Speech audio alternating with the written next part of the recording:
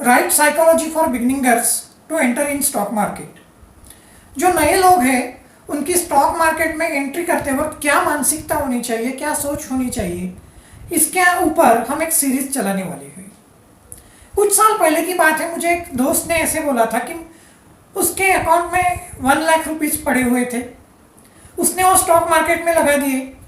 2 या 3 दिन में वो 1 लाख रुपीज़ जो है वो 5 लाख रुपीज़ कुछ बन गए, और फिर 4 दिन बाद वो जो 5 लाख रुपीज़ है वो 0 रुपीज़ बन गए। तो जो लगाए हुए 1 लाख रुपीज़ थे वो भी चले गए।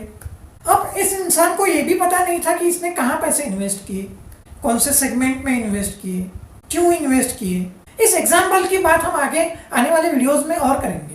मेरे सामने दूसरा भी एक एग्जाम्पल है।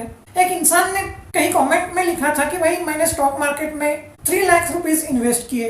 ये 3 लाख रुपीज़ जो थे, 3 लाख रुपीज़ जो थे वो मैंने 12 साल की मेरी मेहनत के बाद सेव किए थे, वो मैंने स्टॉक मार्केट में इन्वेस्ट किए और वो 0 हो गए। तो ऐसा क्यों हुआ? क्योंकि स्टॉक मार्केट के प्रति देखने के लिए जो अप्रोच चाहिए, जो सही मानसिकता चाहिए, ये इन लोगों की नहीं थी।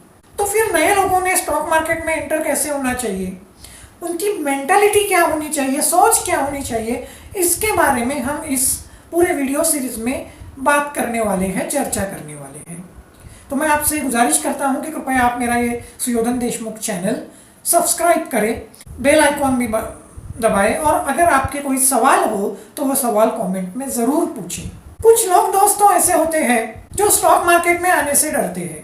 वो सोचते रहते हैं कि मुझे स्टॉक मार्केट में आना है, लेकिन डरते रहते हैं और एंट्री ही नहीं लेते। कुछ लोग झट से एंट्री लेते हैं और पैसा गंवा देते हैं। एक्चुअल में प्रॉब्लम क्या है, ये डर क्यों होता है और पैसा क्यों जाता है? हम हमेशा ये कहते हैं कि जब तक गिरेंगे नहीं, साइकिल चलाना हम सीख नहीं पाएंगे। और हम साइकिल जब सीखते हैं तो साइकिल हमने बचपन से देखी हुई होती है। साइकिल का कैरियर कौन सा है, सीट कौन सी है, ब्रेक्स कौन से है, हैंडल कौन सा है, पैडल कौन से है, टायर कौन से है, ये हमें पता होता है। क्यों पता होता है? क्योंकि बचपन से हमने साइकिल देखी हुई होती है। जब हम 3 साल के, 4 साल के होते हैं तो 3 टायर की छोटी साइकिल हम चलाते रहते हैं, तो हमें कॉमन सेंस से एक आइडिया होता है।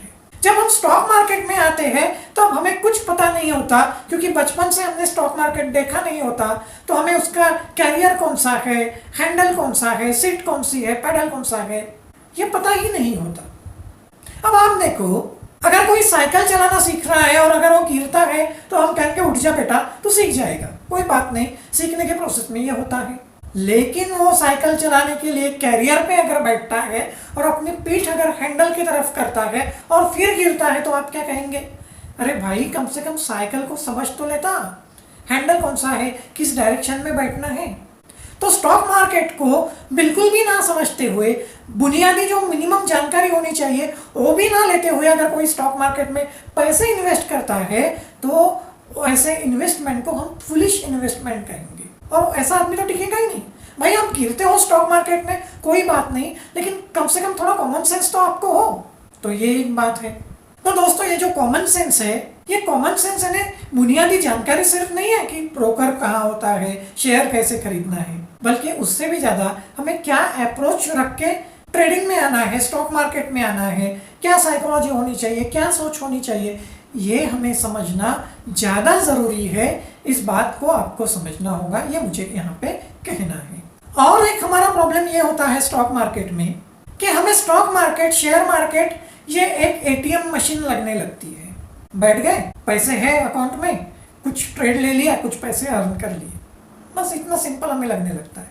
लेकिन स्टॉक मार्केट ये कोई एटीएम मशीन नहीं है, या कोई जादू की छड़ी नहीं है, लगाए पैसे निकाले पैसे, लगाए पैसे कमाए पैसे, ऐसा नहीं है। तो इस बात को आप समझ लो। स्टॉक मार्केट की तरफ आप एक बिजनेस के तौर पे सोचो। अगर आप कोई बिजनेस करना चाहते हो तो क्या करोगे? आप उसको ठीक से समझोगे, आप एस्टिमेट निकालोगे कि मैं कितना लगाऊंगा, कितना कमाऊंगा, मुझे क्या करना है, कहाँ मेरा दुकान होगा, कहाँ मेरा शॉप होगा, कौन सा आइटम मैं बेचूंगा। अगर आप कोई मोबाइल की दुकान लगा रहे हो तो वहाँ आप पेन नहीं बेचोगे या चश्मा नहीं बेचोगे।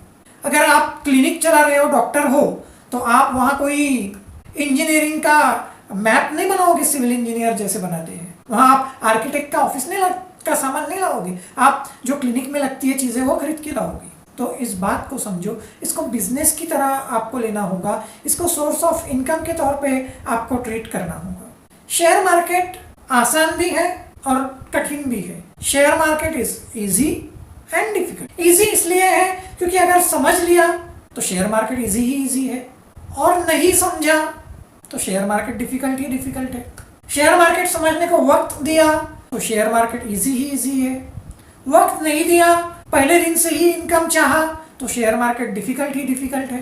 तो इस बात को भी आपको समझना चाहिए। तो सबसे अहम बात यह है कि शेयर मार्केट में हमें लर्निंग करनी है, वो कब करनी है, कहाँ करनी है, कैसे करनी है, इसकी क्या स्ट्रेटेजी हो सकती है, इसकी हम बात करेंगे। फिर हमें पैसा अगर इन्वेस्ट करना है तो कितना करना है, कैसे करना है, कब करना है, उसका ख्याल कैसे रखना है, हम कहाँ फंसाए जा सकते हैं, कैसे लोग शेयर मार्केट में आके फंसते हैं, इसकी हम बात करेंगे। तो ये पूरी सीरीज होगी 10-20 वीडियो की। सप्ताह में थर्सडे, फ्राइडे, सैटरडे, ये 3 दिन में वीडियो लाने की हम कोशिश करेंगे, और इस सीरीज से आप धोखाधड़ी से बच पाओगे।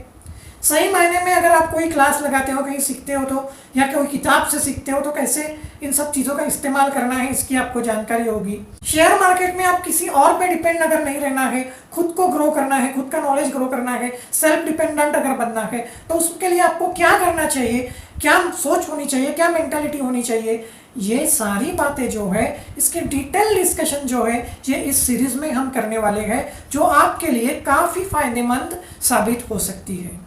तो मैं फिर से अनुरोध करूंगा कि आप मेरा ये सुयोधन देशमुख चैनल जो है उसे सब्सक्राइब कीजिए। Subscribe and comment your question. अगर आपको कोई सवाल है तो कमेंट में ज़रूर पूछिए। तो इतना कहते हुए मैं ये वीडियो यहीं रोकता हूँ। तो अगले वीडियो में हम फिर मिलेंगे। Thank you.